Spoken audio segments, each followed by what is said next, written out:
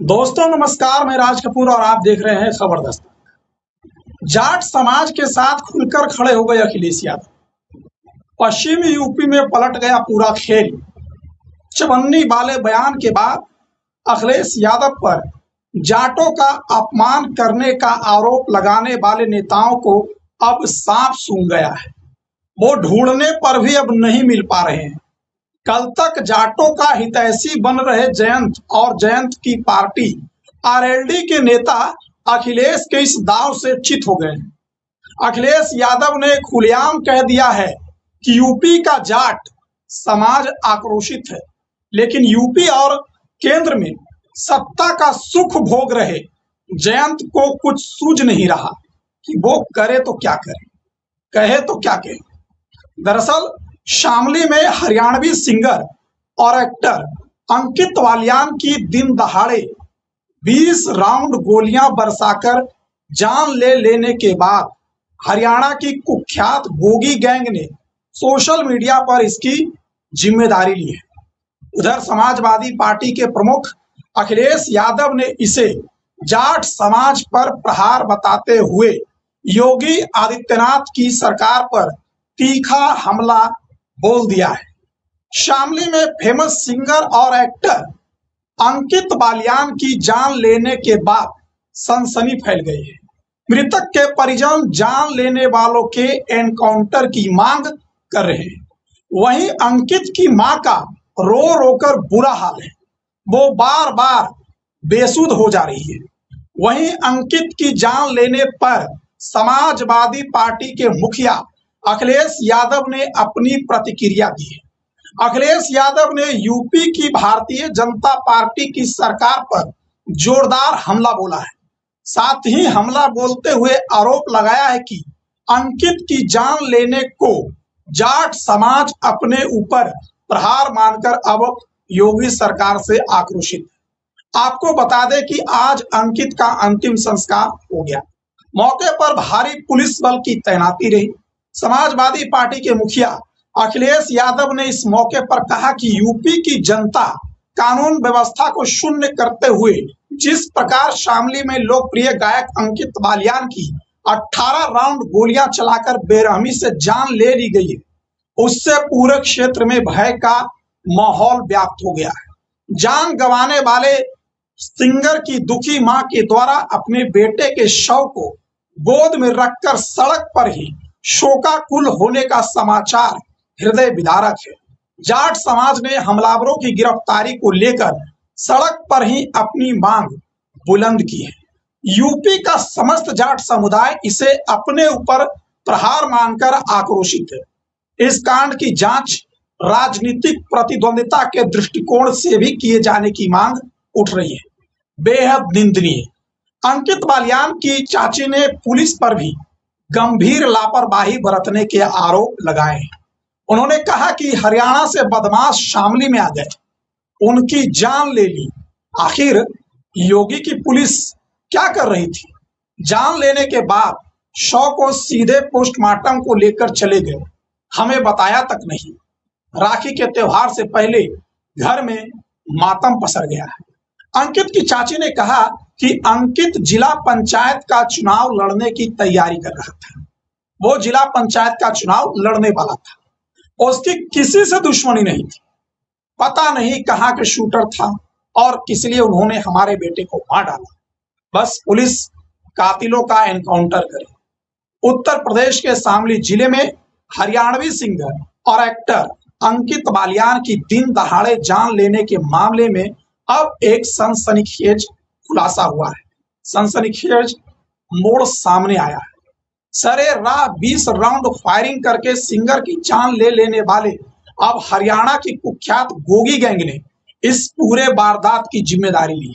Social media platform Instagram पर एक post share करके गैंग ने न सिर्फ मारने की वजह बताई है, बल्कि खुलेआम आगे और भी इस तरह के वारदात करने की खौफनाक धमकी भी दी है। आपको बता दें कि यूपी के शामली में हरियाणवी गायक और यूट्यूबर एक्टर अंकित बालियान की जान लेने की जांच जैसे जैसे आगे बढ़ रही है, वैसे वैसे कई अहम खुलासे हो रहे हैं। अब तक की जांच के मुताबिक वारदात के दौरान कुल करीब 12 राउंड गोलियां चलाई गई है, जिनमें से कुछ गोलियां अंकित को निशाना बनाकर चलाई गई, जबकि कांड में शामिल 4 शूटरों ने दहशत फैलाने के लिए हवाई फायरिंग भी की थी। इस ताबड़तोड़ फायरिंग के बाद इलाके में अफरा तफरी का माहौल बन गया, अफरा तफरी मच गई। इस दौरान सबसे बड़ा सवाल यह है कि अंकित बालियान को कुल कितनी गोलियां लगी। इसका साफ जवाब तो पोस्टमार्टम रिपोर्ट आने के बाद ही सामने आ सकती है। पुलिस के लिए पोस्टमार्टम रिपोर्ट इस मामले की जांच में एक अहम कड़ी साबित होगी। इससे यह भी पता चल सकेगा कि शरीर पर गोली लगने के कितने निशान हैं और चोटों की प्रकृति क्या है। फिलहाल पुलिस घटनास्थल से मिले सुरागों और दूसरे सबूतों को जोड़कर कांड की पूरी तस्वीर समझने की कोशिश कर रही है। अंकित बालियान की जहां जान ली गई वह जगह हरियाणा बॉर्डर से करीब 15 किलोमीटर की दूरी पर है। ऐसे में जांच एजेंसियों को शक है कि चारों शूटर हरियाणा के शामली पहुंचे थे।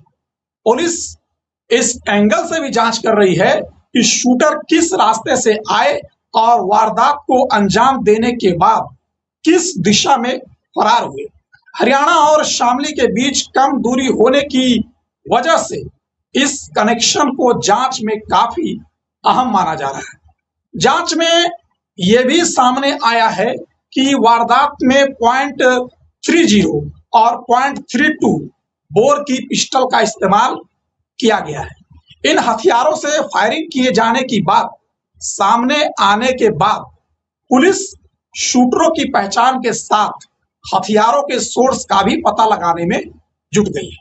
जांच एजेंसियां मौके से मिले सबूतों और गोलियों के आधार पर हथियारों से जुड़े सुराग जुटा रही है।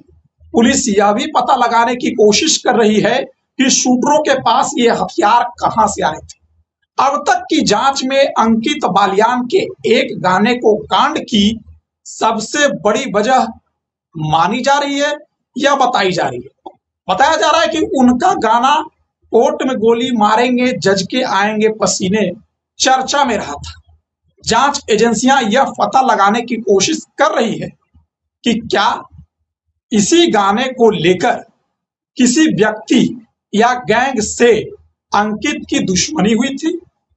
हालांकि वारदात की वास्तविक वजह को लेकर अभी पुलिस की जांच जारी है और इस एंगल की पुष्टि जांच पूरी होने के बाद ही हो सकती है।